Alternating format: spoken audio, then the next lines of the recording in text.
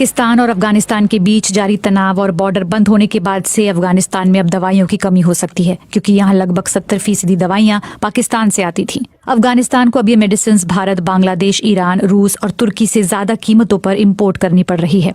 तालिबान सरकार के सामने दो चुनौतियां हैं: दवाइयों की नई सप्लाई ढूंढना और हर दिन डायबिटीज और हाई ब्लड प्रेशर से जूझ रही मलाला जैसी मरीजों को भरोसा दिलाना। पाकिस्तानी दवाएं अच्छी हो चाहे खराब, वो सस्ती थीं।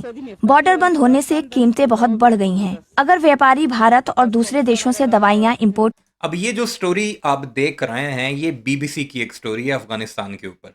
बीबीसी हिंदी ने उसे रिपोर्ट किया है, वो मैं आपको दिखाता हूँ। साथ ही साथ इसको रिप्लाई में भारत का मीडिया क्या कुछ कह रहा है वो भी देखिएगा, फिर उस पर डिस्कशन भी करते हैं और रास्ते फिर से खुल जाते हैं, तो ये एक बेहतर कदम होगा।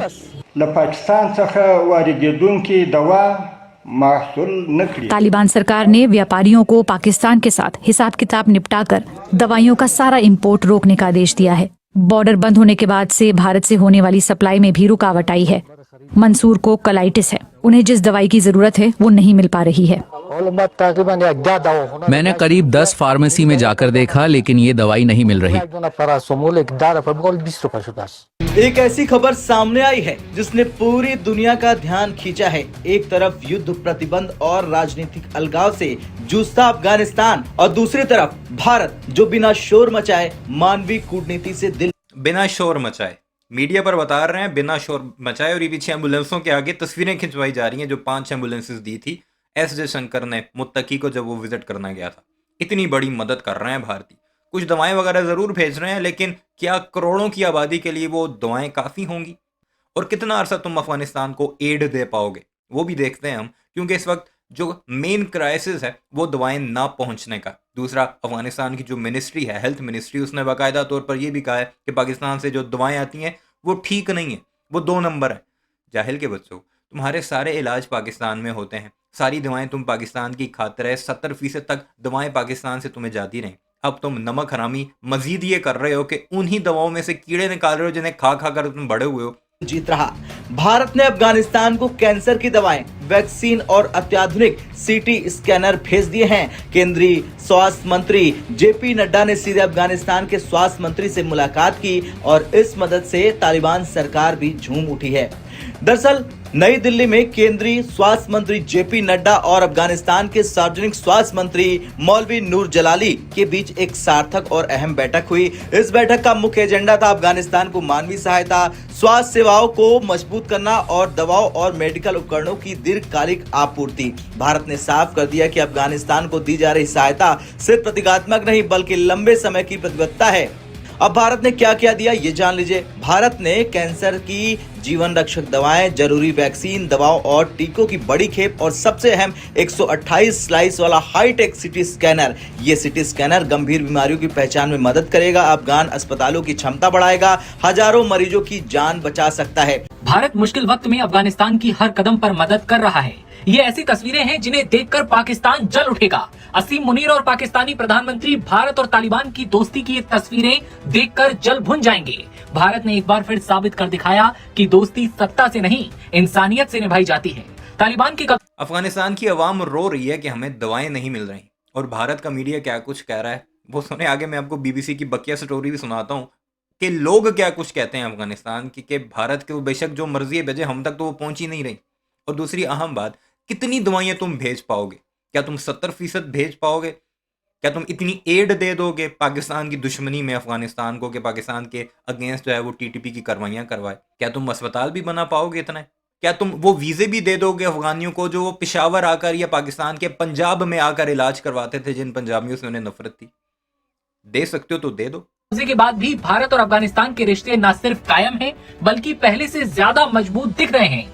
अफगानिस्तान के बड़े बड़े मंत्री लगातार भारत का दौरा कर रहे हैं और यही बात हमारे एक पड़ोसी पाकिस्तान की नींदें उड़ाए हुए है। काबुल पर तालिबान के कब्जे के बाद भाई हमारी नींदें नहीं उड़ती। हम कहते हैं पूरे का पूरा अफगानिस्तान उठाओ और भारत में बसा दो। जो हम पाकिस्तान से मुहाजिरीन को वापस अफगानिस्तान भेज रहे हैं ना, तुम ऐसा करो वो सारे के सारे उठाओ और अपने मुल्क में बसा दो, फिर हम तुम्हें मानेंगे कि तुम बड़े हमदर्द हो। ये रोते रोते जो यहाँ से जाते हैं ना, दिल हमारा भी दुखता है, लेकिन क्या करें, तुम्हारे दोस्त अफगानिस्तान ने हमेशा हमारी पीठ पीछे खंजर ही घोंपा है और हमारे साथ नमक हरामी की है। अब तुम नमक हलाली कर लो और सबको अपने मुल्क में बुला लो। कई देशों ने अफगानिस्तान से दूरियां बना ली, लेकिन भारत ने ऐसा नहीं किया। भारत ने साफ कर दिया कि अफगानिस्तान की जनता को ऐसे मुश्किल हालातों में अकेला नहीं छोड़ा जाएगा। पाकिस्तान पर प्रतिबंध लगाने के बाद अब अफगानिस्तान ने भारत से दवाओं का आयात शुरू कर दिया है। तालिबान सरकार ने आरोप लगाया था कि पाकिस्तान की दवाओं की क्वालिटी खराब है और वे अफगान लोगों के लिए जानलेवा साबित हो रही हैं। इसके बाद तालिबान ने पाकिस्तान की दवाओं को रोक डाला और अब काबुल की एक प्राइवेट फर्म के प्रतिनिधियों ने एक जानी मानी भारतीय कंपनी के ब्रांच ऑफिस के उद्घाटन के साथ भारत से अफगानिस्तान में दवाओं के ऑफिशियली इंपोर्ट शुरू होने की घोषणा कर दी।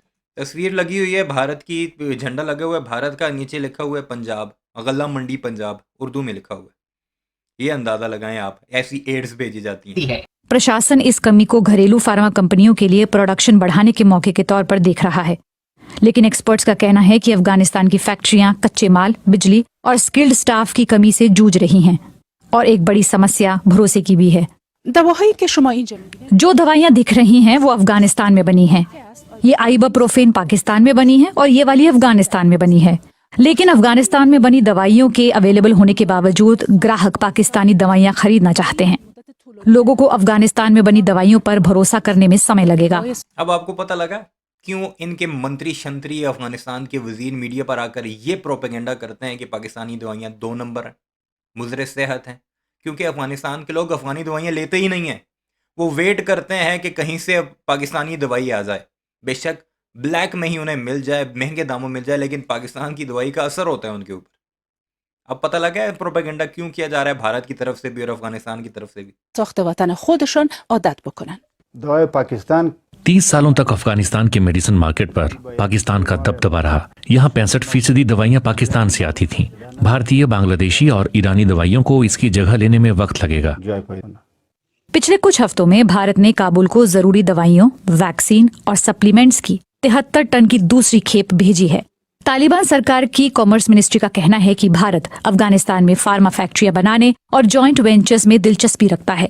अफगानिस्तान इस समय आर्थिक प्रतिबंधों, कमजोर स्वास्थ्य ढांचे, दवाओं की भारी कमी से जूझ रहा है। विशेष रूप से कैंसर जैसी बीमारी का इलाज आम लोगों की पहुंच से बाहर हो चुका है। भारत की ये मदद आम अफगान नागरिकों के लिए राहत, तालिबान सरकार के लिए साख बढ़ाने का मौका है और यही वजह है कि अफगानिस्तान की सरकार भारत के इस कदम से बेहद संतुष्ट दिखी। भारत के विदेश मंत्रालय ने भी इस मुलाकात को खास बताया। MEA के प्रवक्ता रणदीप जायसवाल ने एक्स पर लिखा, अफगानिस्तान के सार्वजनिक स्वास्थ्य मंत्री मौलवी नूर जलाली का भारत की अपनी पहली आधिकारिक यात्रा पर हार्दिक स्वागत है। ये यात्रा अफगानिस्तान की स्वास्थ्य प्रणाली के लिए भारत के निरंतर समर्थन को दिखाती है। ये बयान साफ संकेत देता है कि भारत परिस्थितियां चाहे जैसी हो, मानवीय सहायता से पीछे नहीं हटेगा। बता दें, जलाली की भारत की पहली आधिकारिक यात्रा है। भारत अफगानिस्तान संवाद का एक नया अध्याय खुल गया है। इससे पहले भारत ने तालिबान को औपचारिक मान्यता नहीं दी थी, लेकिन जनता से जनता के रिश्ते, मानवीय सहायता को लगातार जारी रखा। जलाली की यात्रा अकेली नहीं है। पिछले कुछ महीनों में कई बड़े अफगान नेता भारत आ चुके हैं। अक्टूबर में अफगान विदेश मंत्री आमिर खान मुत्ताकी तालिबान के सत्ता में आने के बाद पहली बार भारत आए। मुत्ताकी ने कहा, भारत अफगानिस्तान संबंधों का भविष्य बहुत उज्जवल प्रतीत होता है। और फिर नवंबर में अफगानिस्तान के उद्योग और वाणिज्य मंत्री, बहुत उज्जवल प्रतीत है इनका आपस में संबंध, लेकिन रास्ता नहीं है, कहां से गुजर कर जाएंगे।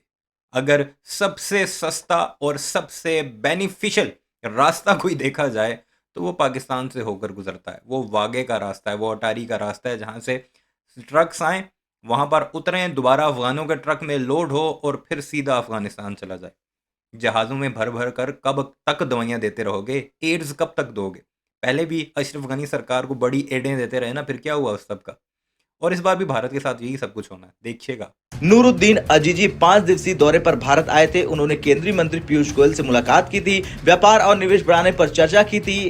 हुर्रियत रेडियो इंग्लिश की पोस्ट की माने तो शुरुआती दौर में 25 तरह की दवाएं इंपोर्ट की जाएंगी। इसमें भविष्य में अफगानिस्तान की जरूरतों को पूरा करने के लिए इस प्रक्रिया को बढ़ाने की योजना है।